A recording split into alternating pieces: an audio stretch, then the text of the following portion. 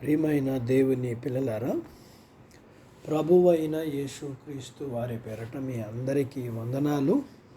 ప్రభువు పేరట మీ అందరికీ శుభములు, దీవెనలు కలుగునుగాక. ఈ ఉదయకాలం పరిశుద్ధ గ్రంథము నుండి దేవుని వాక్యాన్ని చదువుకుందాం. యోహాను సువార్త 16వ అధ్యాయం 13వ వచనం చదువుకుందాం. అయితే ఆయన అనగా సత్యస్వరూపైన ఆత్మ వచ్చినప్పుడు మిమ్మల్ని సర్వసత్యములోనికి నడిపించును. దేవుడు తన మాటలు మన కొరకు దీవించునుగాక. ఆమేన్. ప్రియమైన దేవుని పిల్లలారా, సత్యం ఒక పెద్ద గుహ లాంటిది. అందులోకి ఆశతో ప్రవేశిస్తాం, కానీ ఎవరూ సహాయం లేకుండా మనం అందులో ఇటు అటు సంచరించలేము.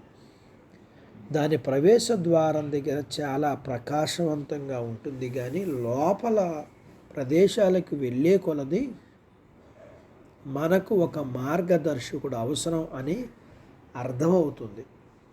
మార్గదర్శకుడు మనకు లేకపోతే ఆ గుహలో దారి తప్పిపోయే అవకాశం ఉంది.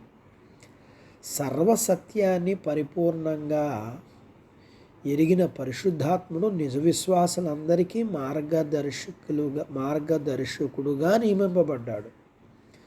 విశ్వాసులు ఎంత లోపలికి రాగలరో అంత లోపలి ప్రాంతాలకు ఒక గదిలో నుండి మరొక గదిలోనికి నడిపిస్తుంటాడు.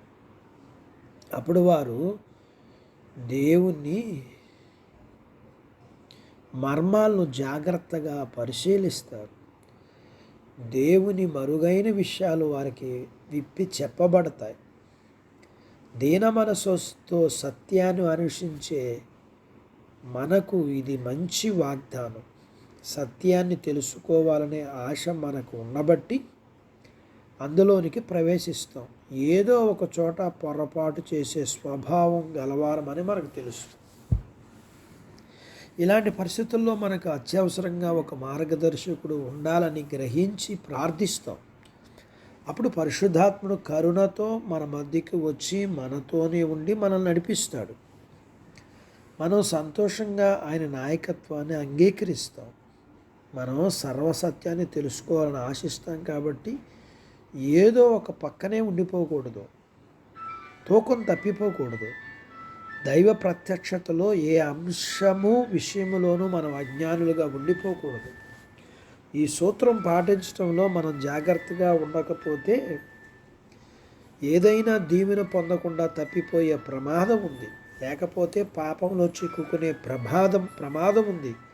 సర్వసత్యంలోనికి అంటే సంపూర్ణ సర్వసత్యంలోకి మనం నడిపించే నిమిత్తం పరిశుద్ధాత్ముడు వచ్చాడు.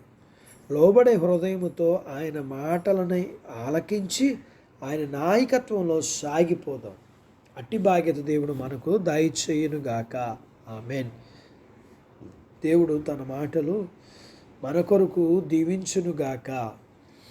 ఆమేన్. ప్రార్థించుకుందాము. నాతో పాటు ఏకీభవించండి. మమ్మలను మిక్కిలిగా ప్రేమించిన మా ప్రియ పరలోకపు తండ్రి, మీ పరిశుద్ధ నామమును బట్టి మీ కొందనాలు. ఈ ఉదయకాలం మీ పాదాల దగ్గర మీ లేఖనాన్ని నేర్చుకోవడానికి సహాయం చేశారు. నేర్చుకున్న లేఖనపు సత్యాన్ని బట్టి మేము సర్వసత్యములోకి నడవటానికి, సర్వసత్యాన్ని గురించి పూర్తిగా తెలిసిన మీరు మాత్రమే మమ్మల్ని నడిపించగలరు. మేము నడుచుకున్నట్టుకు ఇష్టపడి మీ నడిపింపు చేత మేము సర్వసత్యములోకి నడవబడగలగటానికి మీ కృప మా అందరికీ అనుగ్రహించండి. మీ పిల్లలని మీరు దీవించండి.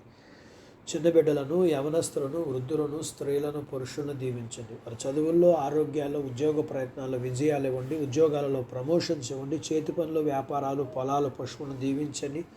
వివాహాలు కాని వారికి అవటకు, గర్భఫలములు లేకున్న వారికి ఇమ్మని, గర్భం కలిగిన వారికి సుఖమైన ప్రసూతి ఇమ్మని, ప్రసూతి అయిన తల్లి పిల్లలకు ఆరోగ్యాలు ఇమ్మని, మీ పిల్లల అవసరాలు, సమస్యలు, బలహీనతలు, రుణాల నుంచి విడిపించి మీ పిల్లల్ని మీరు దీవించమని యేసు ప్రభు వారి పేరట స్తుతించి ప్రార్థించి అడిగినవన్నీ పొందుకొని ఉన్నాము తండ్రి. ఆమెన్.